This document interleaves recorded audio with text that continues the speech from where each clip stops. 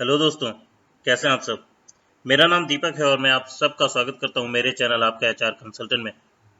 दोस्तों, आज के इस वीडियो में हम लोग बात करेंगे कुछ ऐसे टॉप रीजंस की जो आपको इंडिकेट करेंगे कि अब आपको जो है कंपनी को इमिडिएटली छोड़ देना चाहिए, या फिर दूसरे शब्दों में मैं बोलूं तो टॉप साइंस की बात करूंगा जो आपको इमिडिएटली पता चलेंगे अगर आप कंपनी में काम कर रहे होंगे कि आपको कब जॉब छोड़नी है और कब छोड़ ही देनी चाहिए और दूसरी जॉब देख लेनी चाहिए अपने लिए। तो इनके बारे में आज हम लोग डिटेल में बात करेंगे। दोस्तों, मैंने कुछ पॉइंट्स यहाँ पे मेंशन किए हैं। टोटल मैंने 8 पॉइंट्स यहाँ पे जो है मेंशन करके रखे हैं और इनमें मैं एक एक करके जो है सारी चीज़ों को डिटेल में बताऊंगा और बताऊंगा कि कंपनी को कैसे काम करना चाहिए और कैसे नहीं काम करना चाहिए और किन कारणों से जो है आप लोगों को जो है कंपनी छोड़ देनी चाहिए और दूसरी कंपनियों के लिए देखना चाहिए। और सबसे पहली चीज़ जो आती है वो आती है फिजिकल हेल्थ इशू। अब ये सबसे बड़ा मेजर पॉइंट होता है दोस्तों, जब भी आप किसी कंपनी में काम कर रहे होते हैं और वहाँ पे मैंने बहुत ज़्यादा सेल्स में देखा है ये, और बहुत सारे सॉफ्टवेयर कंपनी में भी ये होता है कि लोगों का फिजिकल अपीयरेंस जो है पूरी तरह से चेंज हो जाता है। सेल्स में तो मैंने ये तक देखा है कि लोग जो है हेल्दी होते हैं, लेकिन इतना ज़्यादा वर्क प्रेशर होता है उन लोगों के ऊपर, टारगेट पूरा करना है, ये करना है, वो करना है, उसके कारण जो है उनका पूरा फिजिकल अपीयरेंस ही चेंज हो जाता है। बेचारे एकदम दुबले पतले हो जाते हैं क्योंकि उनको पूरा दिन भागना होता है। वहीं दूसरी तरफ अगर मैं सॉफ्टवेयर इंडस्ट्री में देखूं, वहाँ पे भी जो स्मॉल कंपनीज हैं, छोटी कंपनियां, वहाँ इतना ज़्यादा प्रेशर होता है, डेडलाइन होती है कि इस टाइमलाइन के अंदर पूरा करना है जो भी है। उसके कारण जो है लोग ओबिसिटी का शिकार हो जा रहे हैं। उनकी फिजिकल हेल्थ में बहुत ज़्यादा इशू आ जा रहा है। कईयों को जो है सर दर्द शुरू होने लग रहे हैं, साइनस की प्रॉब्लम हो रही है। तो मतलब ये बहुत सारी चीज़ें हैं जिनके कारण जो है आपको परेशानी हो जाती है। और कई बार ये होता है कि लोग रात में उठ जाते हैं कि अरे कल मीटिंग है, कल क्या करना है, और रातों को नींद नहीं आती है, खाने में भूख लगनी कम हो गई है। ये सारी चीज़ें जो है आपका फिजिकल हेल्थ इशू होता है, और इस चीज़ को जो है गौर से देखना चाहिए। अगर आपको ऐसा होने लग रहा है और आपके रूटीन में जो है पूरी तरह से बदलाव हो गया है, तो ये चीज़ें आपको देखनी चाहिए और जो है आपको दूसरी जॉब देख लेनी चाहिए। दूसरा आता है मेंटल हेल्थ इशू। अब मेंटल हेल्थ इशू जैसे कि मैंने बताया पहले भी कि अगर आप रात रात को उठ के बैठ जाते हैं कि अरे यार कल मीटिंग है, क्या होगा। कई बार मैंने ये देखा है सेल्स टीम में होता है कि अरे यार टारगेट पूरा नहीं होगा तो क्या होगा। कई बार कंपनियां ये तक बोल देती हैं कि अरे हम तुम लोगों को जो है निकाल देंगे अगर तुम टारगेट नहीं अचीव करोगे।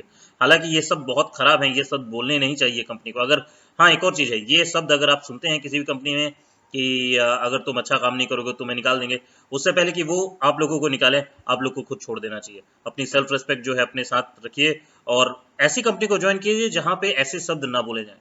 और जहाँ तक मेंटल हेल्थ की बात है, तो बहुत सारे लोग मेंटल हेल्थ का शिकार हो जाते हैं क्योंकि कंपनी में इतना ज़्यादा प्रेशर दिया जाता है और इतना ज़्यादा फोर्स किया जाता है, किसी भी चीज़ को इतनी हद तक फोर्स किया जाता है कि मेंटल बीमारी के शिकार हो जाते हैं लोग, और नींद आना बंद हो जाता है, भूख लगना बंद हो जाता है।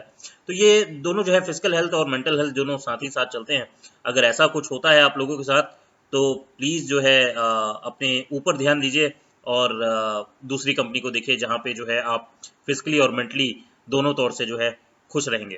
क्योंकि क्या रहता है दोस्तों, देखिए अगर आप फिजिकली फिट हैं और मेंटली भी फिट हैं, तभी आप जो है अपनी फैमिली को टाइम दे पाएंगे। आपके आसपास के लोग भी इफेक्ट नहीं होंगे। नहीं तो क्या रहता है कि आपके आसपास के लोग जो है बहुत ज़्यादा इससे इफेक्ट होते हैं और साथ में आप भी इफेक्ट होंगे। तो इस चीज़ का जरूर ध्यान रखें। और जो तीसरा कारण है जो मुझे सबसे ज़्यादा मिलता है वो है बैड बॉस। बैड बॉस की डेफिनेशन मुझे देने की ज़रूरत नहीं है। बहुत सारे लोग जो है फेस किए होंगे अपने करियर में। लेकिन जो नॉर्मल सा, जैसे मैंने बताया पहले भी कि एक तो ये होता है कि जो है बॉस जो होता है आपको बोलता है कि नहीं अच्छा से काम नहीं करोगे तो मैं तुमको निकाल दूंगा। अगर ऐसे शब्द वो यूज़ करता है तो वो डेफिनेटली जो है वो बैड बॉस है। You should immediately resign from that company. Simple सा फंडा है। या दूसरी चीज़ जो है, कई बार आप ये देखेंगे कि जो कि बहुत सारे लोग फेस किए होंगे कि मीटिंग के दौरान जो है आप लोगों को नीचा दिखाया जाना, और आप लोग को मोटिवेट नहीं करके जो है सबके सामने बेइज्जती करना, अगर ऐसा कोई करता है, ऐसा कोई मैनेजर करता है, तो वो डेफिनेटली जो है बैड बॉस है। तो ऐसे बॉस को छोड़ देने में कोई बुराई नहीं है। ऐसी कंपनी देखें जहाँ पे जो है आपकी काम की वैल्यू हो, आपकी वैल्यू हो, और अच्छे से आप वहाँ काम कर पाएँ। फिर चौथा जो पॉइंट आ रहा है मेरे स्लाइड में, वो है toxic work culture. Toxic work culture के बारे में मैं अपनी पिछली वीडियो में भी मैंने थोड़ी सी बात की है। इसके बारे में बिल्कुल ध्यान दें। अगर वर्क कल्चर बहुत ज़्यादा टॉक्सिक है, वहाँ पॉलिटिक्स, ऑफिस पॉलिटिक्स कंटिन्यू चल रही है, तो वो जगह आप लोगों के लिए ठीक नहीं है, क्योंकि देर सवेर वो ऑफिस पॉलिटिक्स जो है आपको ही आके जो है डस लेगी। तो इस चीज़ का ध्यान रखें। अगर बहुत ज़्यादा ऑफिस पॉलिटिक्स है और एकदम टोटली विन विन सिचुएशन है, कंपनी वाले ये बोलते हैं कि हमें किसी भी हालत में जीतना ही जीतना है, और जीतने के चक्कर में जो है वो एम्प्लॉय को साइडलाइन कर देते हैं और उसके ऊपर चढ़ के जो है चले जाते हैं, और एम्प्लॉय के बारे में नहीं सोचा जाता, और इतना ज़्यादा टॉक्सिक वर्क कल्चर होता है। तो अगर ऐसा कोई टॉक्सिक वर्क कल्चर मिलता है जहाँ पे आपके काम की वैल्यू नहीं है, गॉसिपिंग कंटिन्यू होती रहती है, ऑफिस पॉलिटिक्स से भरा हुआ है, आपको जो है आपकी काम की वैल्यू नहीं है, अगर ऐसा कोई वर्क कल्चर मिलता है, तो इमिडिएटली उसको छोड़ के दूसरी कंपनी को आप देखें। फिर मेरा पांचवा पॉइंट जो है टॉक्सिक वर्क कल्चर से ही थोड़ा थोड़ा रिलेट करता है, कि अगर कंपनी में टॉक्सिक वर्क कल्चर है और तो उस चक्कर में क्या होगा, आपके काम को रिकॉग्नाइज भी नहीं किया जाएगा।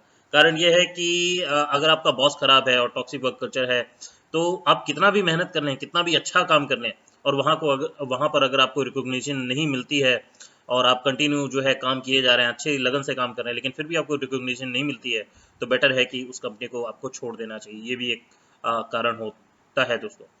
फिर अगला जो है, मैं लॉन्ग वर्किंग आवर्स के बारे में मैंने पहले भी बात की है, आज मैं फिर से बता रहा हूँ। अगर कोई कंपनी जो है बिना सोचे समझे, अगर पैसा आपको जो है 9 घंटे का ही पे करती है इंक्लूडिंग ब्रेक, और उसके बाद उसके अलावा जो है काम आपसे 12-12 घंटे करवाती है हर दिन, तो वो कंपनी बिल्कुल भी अच्छी नहीं है, उसको छोड़ देना ही बेहतर है। और आप दूसरी कंपनी देख सकते हैं। इससे क्या होता है, आपका वर्क लाइफ बैलेंस पूरा खराब हो जाता है, आप अपनी फैमिली को टाइम नहीं दे पाते, आप अपने आप को टाइम नहीं दे पाते हैं, और घर जाके जो है फिर आपको पूरी तरह से आपका फिजिकल और मेंटल हेल्थ पे भी इशू आता है।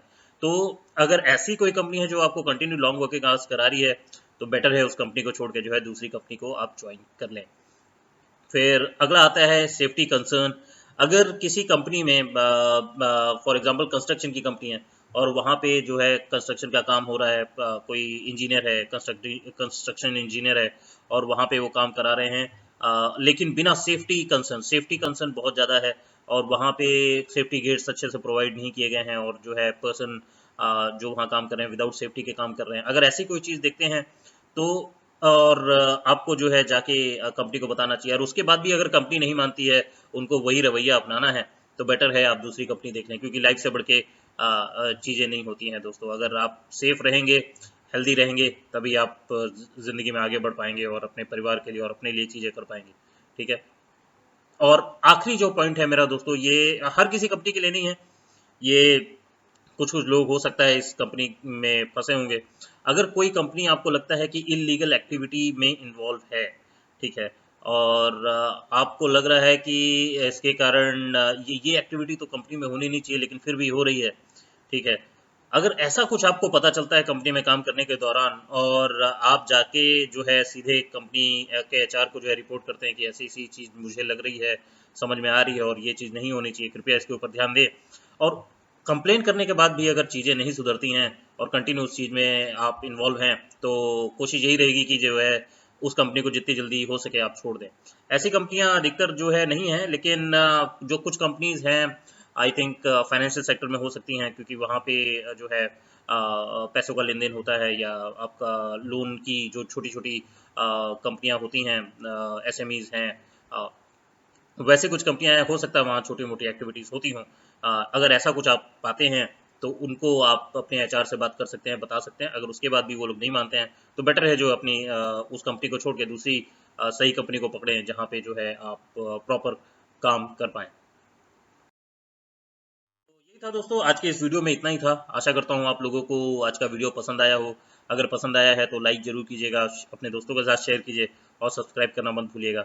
और कमेंट करके मुझे बताइए कि वीडियो आप लोगों को कैसा लगा, और अगर और भी कुछ चीज़ें करने की ज़रूरत है तो मैं उन चीज़ों को करना पसंद करूँगा, और अपने वीडियो को और अच्छा बनाना पसंद करूँगा दोस्तों। तो मैं मिलता हूँ आप लोगों से अगली वीडियो में, तब तक के लिए अपना ख्याल रखें। धन्यवाद।